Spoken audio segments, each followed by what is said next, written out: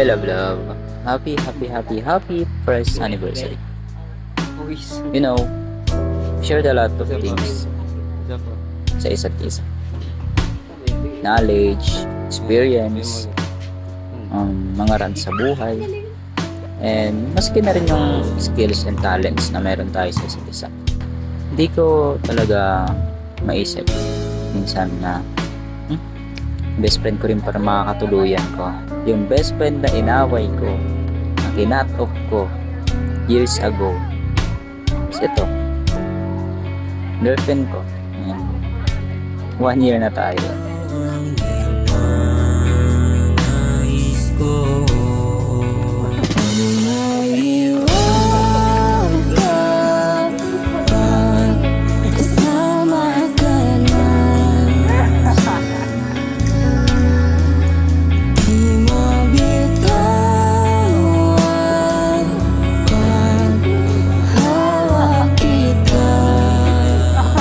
Alam mo, love, every time na makikita ko yung ngiti mo,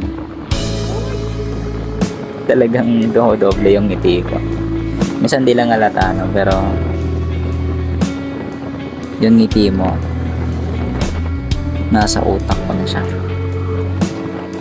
Hindi na siya nabubura, hindi na siya mawawala. Masaya.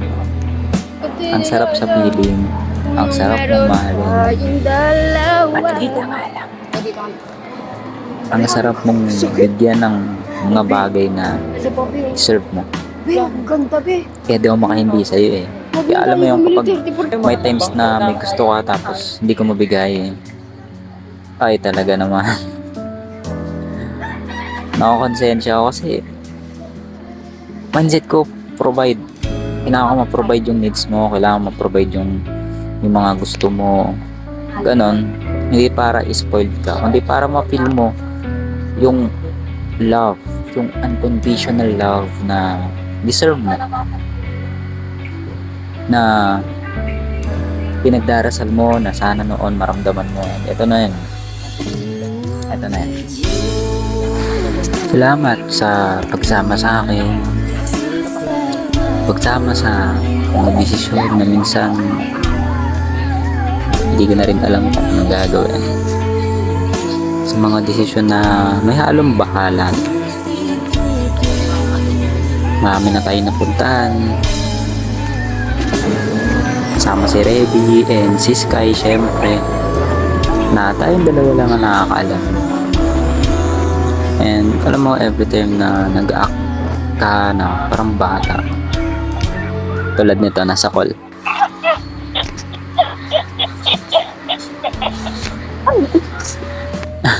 Ang cute, diba? Ewan, wala. Siguro yung iba may irita pero ako hindi. Matatawa lang ako kasi ang cute lang. And natutuwa ako kasi lumalabas sa akin yung pagiging bata mo. Yung inner child ng Gina lumalabas. Pagka feminine mo lumalabas. Yung soft side mo lumalabas. Mahal kita lang. Salamat sa support, sa walang sawang pagsama sa akin, sa rides, sa mga biglaang love, punta tayo dito, love, dun tayo. Maraming salamat. Ikaw yung isa sa dahilan kung bakit mas nagiging malakas ako ngayon at mas nagiging matatag pa ako. Thank you kay Lord kasi pinagtagpo niya ulit tayo dalawa. And may papangako ko sa kanya, sa'yo, at sa mga tao na nakasuporta sa ating dalawa na hindi kita iiwan. Kamatayan na lang makakapagpahiwalay sa atin lang. I love you so much. At syempre, hindi mawawala sa atin yung surprise, gift, kahit simple lang. Nakasanayan na natin dalawa na kahit na mismo sa simpleng araw lang, wala namang occasions pero merong surprise.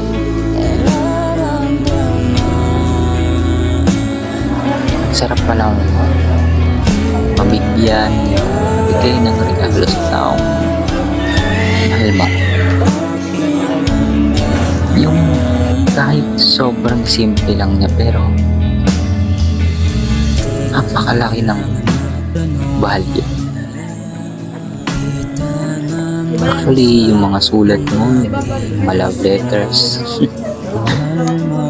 natali ko lang yan, and time to time, yan po siguro madalas, pero binabasa ko siya ng paulit-ulit. And alam mo, love, every time na bibigyan kita ng gift, small man yan or hindi, inaabangan ko yung reactions,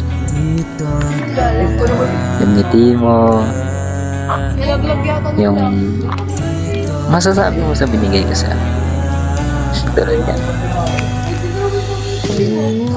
Akala mo wala akong ibibigay, pero ang cute lang kasi niyakan mo pa. Di kasi nag-aalong ka. You're my passenger princess. Kahit saan mapunta. Lungkot, masaya.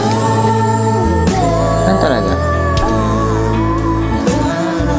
Ganun ang biyahe. Pero kapag nakikita ko yung mga ngiti mo, nawala talaga yung pagod ko.